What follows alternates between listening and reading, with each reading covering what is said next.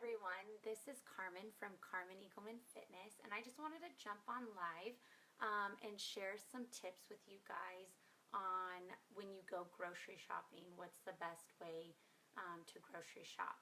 So first things first is you want to have your grocery list, right? You want to go into the grocery store with a plan.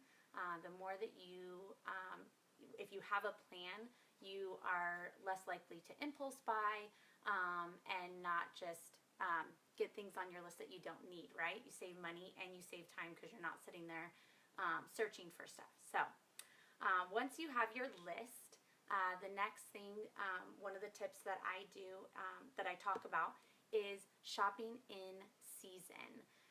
When you buy your produce in season, it is way less than when it's out of season, right? So think about berries in the summertime. They are a lot less than in the wintertime. They're almost double the price, right? Some of the ways that you can take advantage of those when you have your produce in season is buying up those berries when they are at a great low price and freezing them for later use. Or same thing with your veggies, other produce. You can bring it home and you can cook it and immediately blanch it and then freeze it, right? So you can pretty much like make your own frozen veggies.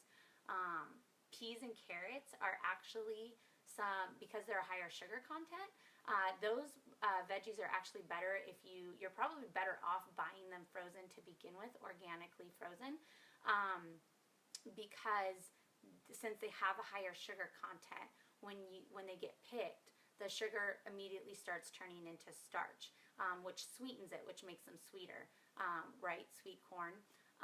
And so when they freeze them, they pick them at the peak of ripeness and then they immediately freeze it. So you're getting actually like a better quality veggie. So sometimes it is better to buy frozen.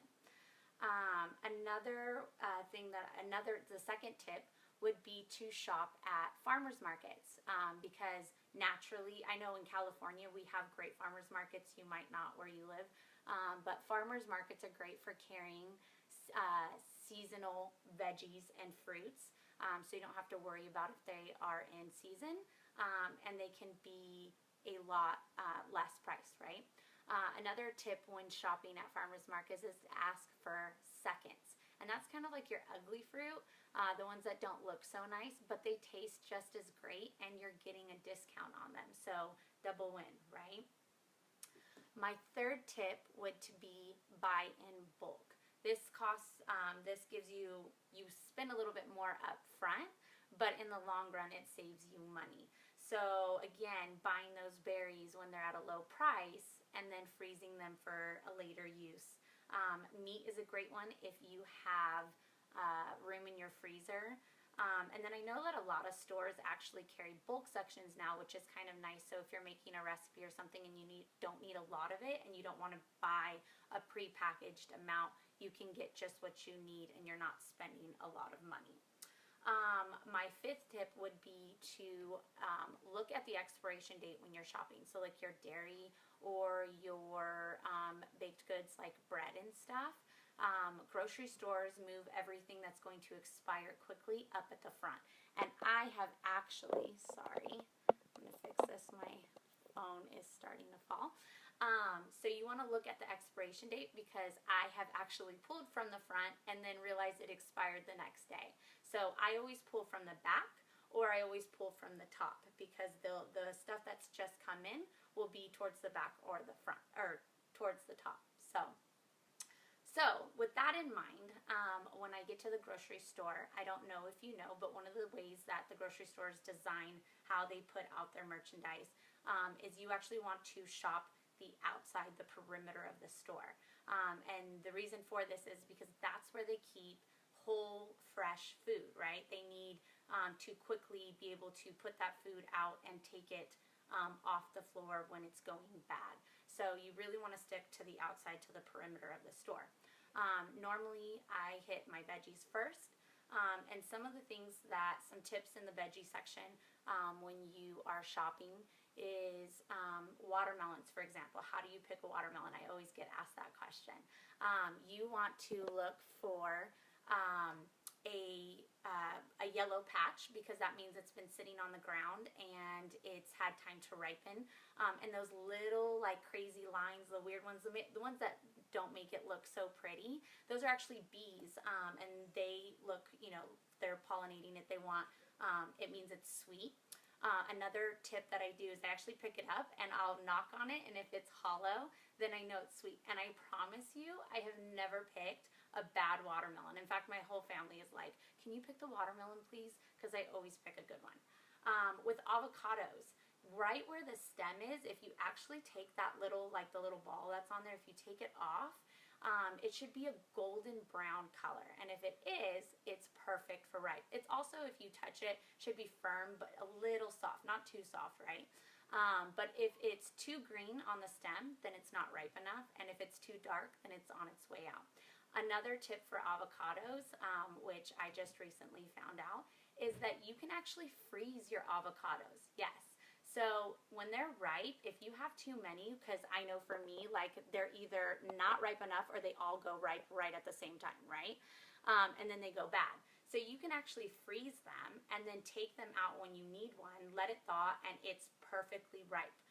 If you've already opened it, sprinkle it with a little bit of lemon juice, wrap it up, and put it in the freezer, and it's good as new when it comes out. So that's a great money saving tip. So with lettuce, it actually is better to buy a head of lettuce instead of the bag. So you can, I know it takes a little bit more time to cut it up and wash it, but it actually saves you money in the long run. If you do buy the bag, make sure you buy a bag that's not puffy, that doesn't have a lot of air in it. And the reason for that being is because as lettuce goes bad, it lets off gas. And so the gas fills up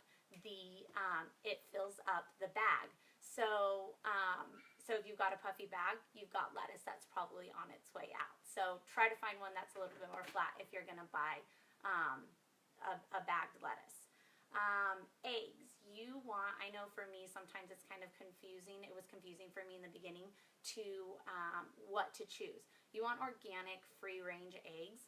The color doesn't really matter. It's actually the type of hen that makes it brown or white. I know most people are like, I need brown eggs. They associate brown with healthy. And cheese by the block. When you buy shredded or you buy sliced, they actually add additives to it that you don't need, and your block lasts you so much longer. So I know it's convenient with the shredding, but it doesn't take very much time to shred it at home. So buy the block. With meats, another saving tip is, one, you want to buy from good sources, right? Because what they eat, the grain, the GMO, the chemicals, and all that stuff that they find that they eat, you eat as well. So you want to make sure like those fats and stuff that you're eating from the meat is good. But buy bone in. Bone in actually is cheaper, and it tastes better. Fat tastes good. When it's a good healthy fat, it tastes good. And you can take the skin off and stuff like that as well, so that if you're not a pig, if you want it to be a little bit more lean, but buying bone in versus bone out will actually save you money. So hopefully this has helped with some of those things that I have suggested. It'll give you some time-saving tips and money-saving tips. I know as a mom, that's always a plus, both of those, because my time and my money are important. So hopefully you found this helpful. This is Carmen again from Carmen Eagleman Fitness, and I hope you guys have a great night.